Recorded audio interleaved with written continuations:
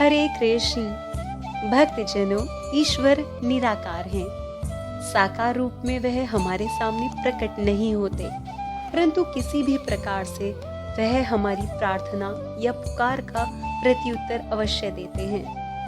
सरल हृदय की पुकार ईश्वर तक अवश्य जाती है। हृदय के भावों को इस जटिल संसार में भी सरल बनाए रखने के लिए उस परम तत्व से जुड़े रहना अति आवश्यक है। इसलिए ऐसे अवसर कदापि न छोड़ें जो हमें उस परम तत्व के निकट ले जाते हैं। ऐसा ही सुअवसर एकादशी व्रत के रूप में हमें उपलब्ध है। आज परम मंगलकारी कार्तिक मास के कृष्ण पक्ष की एकादशी, जिसका नाम रमा एकादशी है, का वर्णन करने का प्रयास करते हैं। यह चातुर्मास की अंतिम एकादशी है। रमा एकादशी को रंभा एकादशी के नाम से भी जाना जाता है। आइए सबसे पहले रमा एकादशी के व्रत का शुभ मुहूर्त जानते हैं। रमा एकादशी का व्रत रखा जाएगा 1 नवंबर 2021 दिन सोमवार को और रमा एकादशी व्रत की तिथि प्रारंभ होगी 31 अक्टूबर 2021 दोपहर 2:27 पर। रमा एकादशी की तिथि समाप्त होगी 1 नवंबर 2021 1:21 दोपहर को।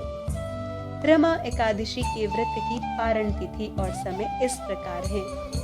2 नवंबर 2021 को प्रातः 6:34 से 8:46 तक रमा एकादशी के व्रत का पारण किया जाएगा। रमा एकादशी भगवान श्री हरि विष्णु जी के साथ माता लक्ष्मी जी को भी प्रसन्न करने का एक सुअवसर प्रदान करती है। रमा माता लक्ष्मी जी का ही एक नाम है। रमा एकादशी पर भगवान श्री हरि विष्णु जी के पूर्ण अवतार केशव स्वरूप की पूजा की जाती है। सभी प्रकार के जाने अनजाने किए गए पापों को यह शमन करती है और पुण्य प्रदान करती है। रमा एकादशी की व्रत और कथा पठन और श्रवण करने से अनन्य पुण्य की प्राप्ति होती है। रमा एकादशी की व्रत कथा के अनुसार एक समय की बात है, धर्मराज युधिष्ठिर जी के आग्रह करने पर मनोहर छवि वाले मुरलीधर भगवान श्री कृष्ण जी कहते हैं कि कार्तिक माह कृष्ण पक्ष की एकादशी को रमा एकादशी के नाम से जाना जाता है। यह पाप हरण मंगलकरण एकादशी महापाप नष्ट करती है। मैं एक प्राचीन कथा सुनाता हूँ, आप ध्यान पूर्वक सुनिए। प्राचीन समय की बात है। मुचुकुंद नाम के एक राजा राज्य क्या करते थे। वह धर्मात्मा, न्यायप्रिय और परम विष्णु भक्त थे।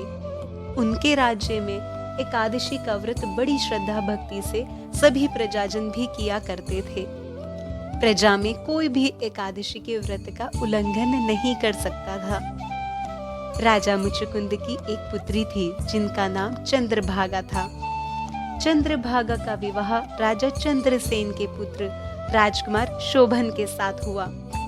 एक बार राजकुमार शोभन अपनी ससुराल आए और उन्हीं दिनों पुण्यदायिनी रमा एकादशी का व्रत भी आने वाला था। राजकुमार शोभन व्रत रखने में असमर्थ थे।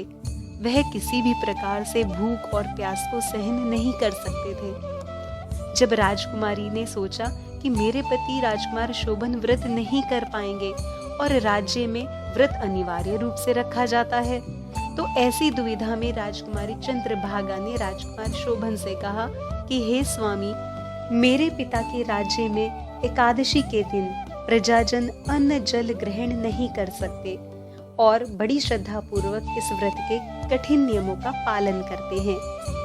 कल एकादशी के व्रत के समय आप किसी दूसरे स्थान पर चले जाइए, क्योंकि आपसे व्रत नहीं रखा जाएगा। ऐसा सुनकर राजकुमार शोभन ने कहा कि हे प्रिय, यदि ऐसा है तो मैं व्रत अवश्य रखूंगा। जो भाग्य में होगा मैं वह स्वीकार करूंगा। इस प्रकार राजकुमार शोभन ने सभी प्रजाजनों के साथ एकादशी तिथि पर व्रत रख लिया। शनह शनह जैसे सूर्य का प्रकाश बढ़ता है, उनकी भूख और प्यास भी बढ़ने लगी। जब सूर्य नारायण अस्त हो गए और वैष्णवों को हर्ष देने वाला रात्रि जागरण का समय आया तो शोभन को अत्यधिक कष्ट का आभास होने लगा। प्रातःकाल होते होते राजकुमार शोभन के प्राण भी निकल गए। तब राजा मुचकुंद ने दुखी हृदय से राजकुमार शोभन का दाह संस्कार करवाया, परंतु अपनी पुत्री को अपने घर में रहकर भगवान की आराधना में मन लगाने की आज्ञा दी। इस प्रकार कुछ समय पश्चात एक वृतांत ऐसा घटित हुआ जिससे रमा एकादशी का महात्म्य हमें समझ आता है। राजकुमार शोभन को मरणोपरांत उसी दिव्य देह के साथ स्वर्ग से भी वैभवशाली धन धान्य से परिपूर्ण शत्रुओं से रहित मंदराचल नामक पर्वत पर एक वैभवशाली देवपुर प्राप्त हुआ। वह अनेक रत्नों से सुशोभित सिंहासन पर आरूढ़ ऐसे शोभायमान हो रहे थे जैसे दूसरे इंद्र विराजमान हो। भाग्यवश एक दिन राजा मुचकुंद के राज्य के एक ब्राह्मण देव जिनका नाम सोम शर्मा था, तीर्थ यात्रा करते हुए राजकुमार शोभन के राज्य में पधारे। उन्होंने राजकुमार शोभन को देखा और देखते ही पहचान लिया कि यह तो हमारे राजा के दामाद हैं। राजकुमार शोभन ने भी उन्हें पहचान लिया और प्रणाम किया। राजकुमार शोभन के पूछने पर ब्राह्मण देव सोम शर्मा ने उन्हें उनकी पत्नी और राजा मुचकुंद की कुशलता से अवगत कराया। ब्राह्मण सोम शर्मा जी आश्चर्यचकित थे कि ऐसी सुंदर देवनगरी और वह भी मरणोपरांत और उसी देह के साथ किस प्रकार राजकुमार शोभन को प्राप्त हुई। तब उनकी जिज्ञासा को समझते हुए राजकुमार शोभन ने रमा एकादशी के व्रत के पुण्य प्रभाव और महिमा को बताया और कहा कि मुझे रमा एकादशी का व्रत करने से यह सारा वैभव प्राप्त हुआ है, परंतु यह नगर अस्थिर है। ब्राह्मण सोम शर्मा ने पूछा कि आप इस नगर को अस्थिर क्यों कह रहे हैं। राजकुमार शोभन ने उत्तर दिया कि मैंने रमा एकादशी का व्रत श्रद्धा रहित किया था, इसलिए यह अस्थिर नगर प्राप्त हुआ है। परंतु यदि आप मेरी पत्नी चंद्रभागा से यह वृतांत बताएंगे तो वह अपने एकादशी व्रत के पुण्य प्रभाव से इसको स्थिर कर सकती हैं। ऐसा सुनकर ब्राह्मण सोम शर्मा जी प्रसन्नता पूर्वक राजा मुचकुंद के नगर की ओर चल पड़े। राजा मुचकुंद और राजकुमारी चंद्रभागा के समक्ष जब ब्राह्मण देव सोम शर्मा पहुंचे तो उन्होंने सारा वृतांत प्रसन्नता पूर्वक कह सुनाया। राजकुमारी चंद्रभागा को अपने भाग्य पर विश्वास ही नहीं हुआ। उसने पूछा कि हे ब्राह्मण देव, क्या आपने मेरे पति को प्रत्यक्ष देखा है या किसी स्वप्न की बात कर रहे हैं? इस पर ब्राह्मण देव बोले कि मैं सत्य कह रहा हूँ, मैंने राजकुमार शोभन को एक सुंदर देव नगरी में राजा के समान देखा है। चंद्रभागा ने अपने पिता की आज्ञा लेकर पति के दर्शन की अभिलाषा से ब्राह्मण सोम शर्मा के सहायता से मंदराचल पर्वत पर जाने का निश्चय किया। राजकुमारी चंद्रभागा मार्ग में ऋषि वामदेव जी के आश्रम में पहुंची और उन्होंने सारा वृतांत ऋषि वामदेव जी को बताया। ऋषि वामदेव जी ने वेद मंत्रों से चंद्रभागा को दिव्य गति प्रदान की। इसके पश्चात वह अपने पति के राज्य में पहुंची और राजकुमार शोभन से मिली। राजकुमार शोभन और राजकुमारी चंद्रभागा एक दूसरे को देखकर अति प्रसन्न हुए। राजकुमारी चंद्रभागा ने राजकुमार शोभन से कहा कि मैंने 8 वर्ष की आयु से विधि पूर्वक एकादशी व्रतों का नियम पूर्वक पालन किया है। अब मैं अपने पुण्य के प्रभाव से इस अस्थिर नगर को स्थिरता प्रदान करती हूँ। इस प्रकार राजकुमारी चंद्रभागा अपने पति राजकुमार शोभन के साथ दिव्य देह के साथ उस सुंदर देवपुर में सुखपूर्वक रहने लगी।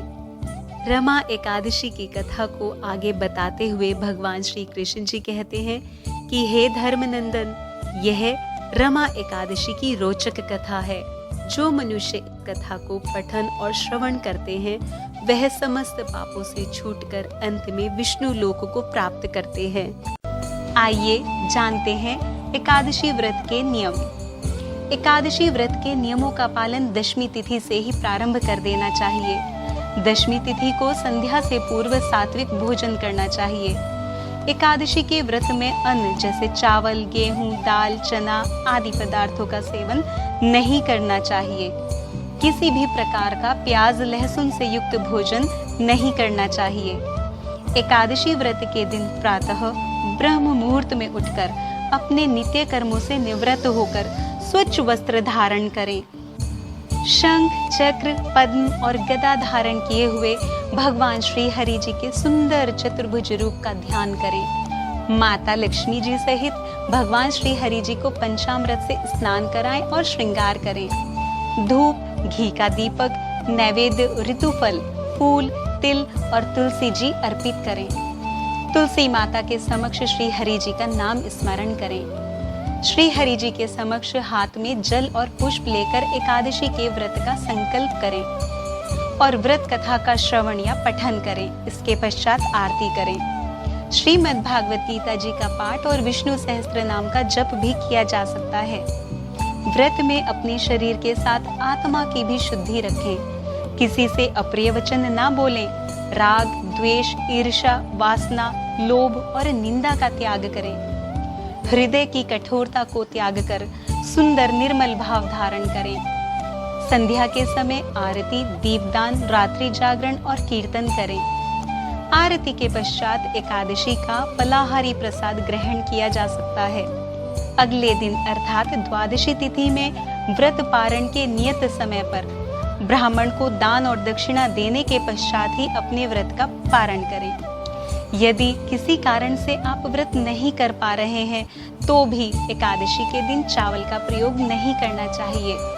यदि हमारा यह प्रेम पूर्वक प्रयास आपके हृदय में भक्ति रस की अनुभूति को दृढ़ करने का प्रयास करता है तो कृपया इस श्रृंखला को बनाए रखकर पुण्य का लाभ करें।